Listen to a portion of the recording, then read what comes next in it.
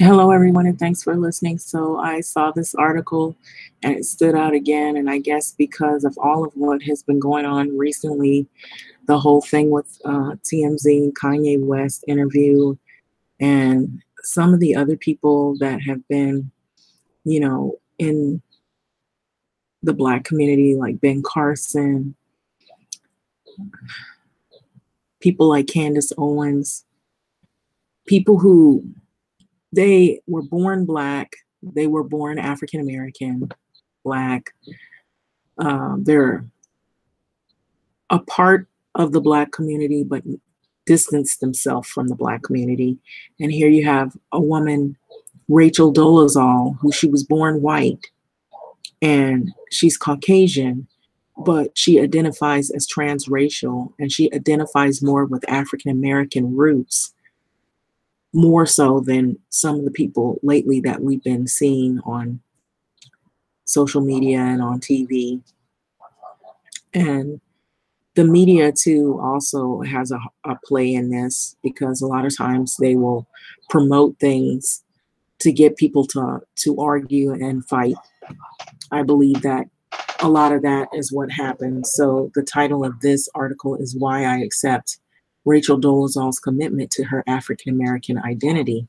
And so she identifies, even though she was biologically born to Caucasian parents, and if you look at her documentary is on Netflix, and you just look up her name and it'll come up. And I believe it's entitled The Rachel Divide. So this article column that I saw, it stood out. It's in the Chicago Tribune. And so, sort of to give people who are not aware of this story, this is a woman who was born.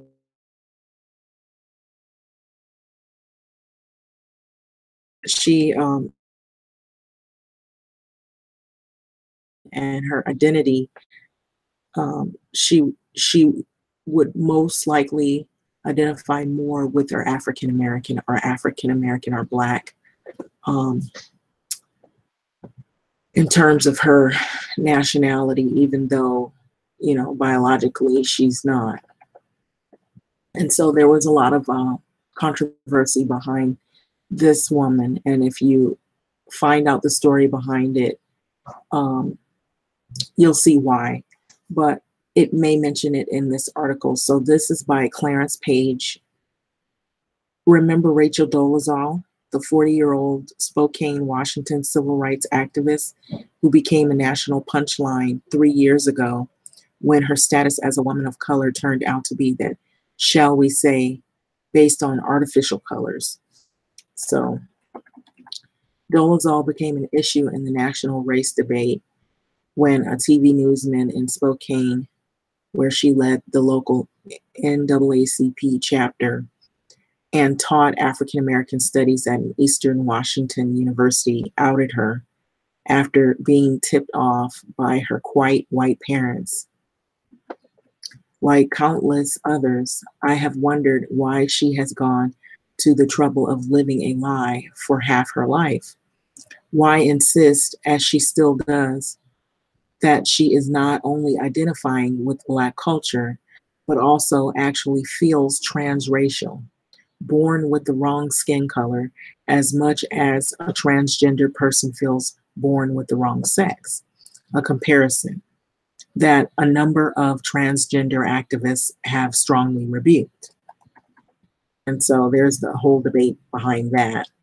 So The Rachel Divide is the name of the Netflix documentary. It's a new, aptly titled Netflix documentary on which director Laura Brownson began to work shortly after the scandal had broke. So it peels away more layers of that mystery by giving us a closer look at her troubled family and upbringing. It may not answer all the questions as to why she wanted so desperately to be Black, but it does offer a more complete picture of the life she was trying to escape along the social construct of race as the rest of us know it. So the movie shows us how Rachel Dolezal's parents homeschooled their two biological children and four adopted children in a very conservative Christian fundamentalist household in a rural Montana area. So after Dolezal was accused or had accused her biological brother of abusing her and other siblings, leading to charges of sexual assault against him, the parents outed Rachel's true origins and accused her of orchestrating the charges so that she could legally adopt her Black adopted brother, whom she has since passed off as her son. So I told you the family was troubled with Dolezal's credibility undermined the charges against her. The accused brothers were dropped. So those charges were dropped, of course. So she also has been accused of telling falsehoods on other occasions. So including charges that she had made of hate crimes. And so apparently, like when I watched the documentary, it said that there had been mailings and some hate crimes done against her. And I know in the documentary it shows where somebody had put a banana on the hood of her car. Then she's been getting hate mail, and a lot of it has been racially motivated and racially charged, a lot of racial stereotyping and slurs. So she also has been accused of, they claim, falsehoods on occasions, including charges that she made of hate crimes that the police investigate later, and they disputed it. So the movie offers a more sympathetic portrait of Rachel Dolezal, than I've seen in the past. But that's not saying much. The portrait is marred by Dolezal's dogged determination to have her way and live her racial philosophy. So even when it appears to cause visible pain for her own three children, Franklin, who is 13 years old, her biological son from her first marriage, to a Howard University classmate, she says, insisted on getting married but refused to see her as a Black person, steals the show. So showing a calm maturity and self-awareness beyond his years, he tries without much success to persuade his mother to, like, please ratchet her unorthodox racial consciousness down a few notches. So why don't you just let it go? That's his remarks. And that's what he said in the documentary. He asked her at one point, sounding like he knows she won't, her 17-year-old adopted brother turned adopted son, Isaiah, is bidding his time until he can get away to college and leave mom's notoriety behind. So that's too bad, since I find Dolezal's challenge to America's ancient racial conventions to be her most interesting narrative. This, after all, is the land of opportunity and reinvention, a place of unbridled ambition, except when it comes to our racial caste system. So in a TEDx talk available online, she treats race as something as changeable as a new pair of shoes. So is the identity that you were assigned at birth the best description of you really are, and what your purpose is for being in the world, she asks. So what is life if we can't draw our own pictures and write our own stories? So, well, there are limits to which stories you can tell without being laughed or hounded out of the room. I agree that race is a social construct, which it is, but it also carries too much historical baggage for even the determined Dolezal. So who in the film's final scenes changed her name at a local courthouse to her new identity, Nekichi Amar Diallo to overcome. Everyone already hates you, a woman tells her with a sigh. So you might as well go on being yourself. That appears still to be Dolezal's Diallo's philosophy. She recently has taken to publicizing her home-based hair salon business. To me, as an African American, her widely complimented skills at styling black hair, like her now ended NAACP leadership, is a sign that she feels fully committed to her black identity. Most of the rest of us have yet to be convinced. And so this article was by Clarence Page, a member of the Tribune editorial board and blogs at. And so I thought the article, along with other articles I've read about this woman, I saw the documentary about her life, and I can kind of understand in an empathetic way of why she feels the way she does.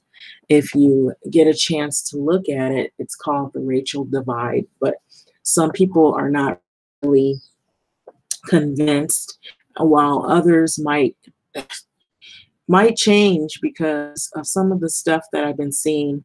And I won't even go into it because I went into it in previous videos with the comment that Kanye West, a choice, Ben Carson, he's been trying to do some things with housing urban development where he's requesting that people who are on a low income housing program, so he's trying to hike up their rent.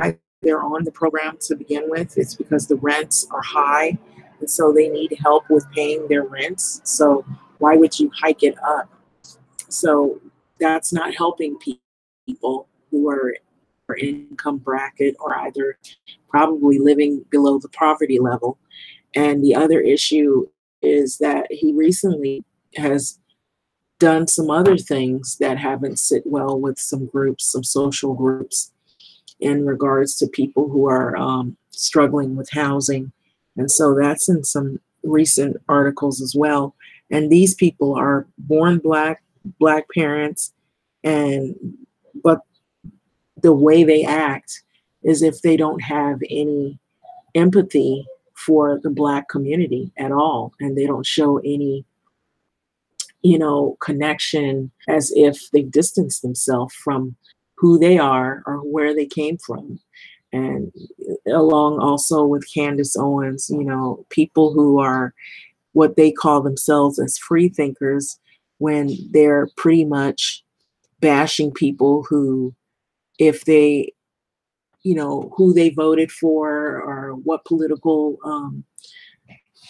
views that they have, they're being bashed for that. They would say they're being bashed, but the thing is that they're trashing their own community in the words that they say. And it puts us in a really, how would you put it, a conundrum. So it just really makes things difficult. And here you have a woman here who was born to white parents. There's a snafu in the whole story, but she's committed to claiming her African American identity as being transracial. She feels more that she's more in connection with African American community rather than the white community. And so she's being bashed for that. And so that's a real big shift, isn't it?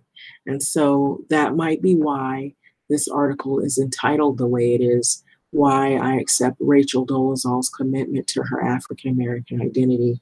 So I thought this was something to ponder on. You can give your thoughts, feedback, and what you feel about this whole issue. I know some people are not really knowing what to do with this, but in the recent events that we've had, you almost got to say that this woman is brave, doing what she's doing despite all of what's been going on more recently. So like, comment, subscribe, and thanks for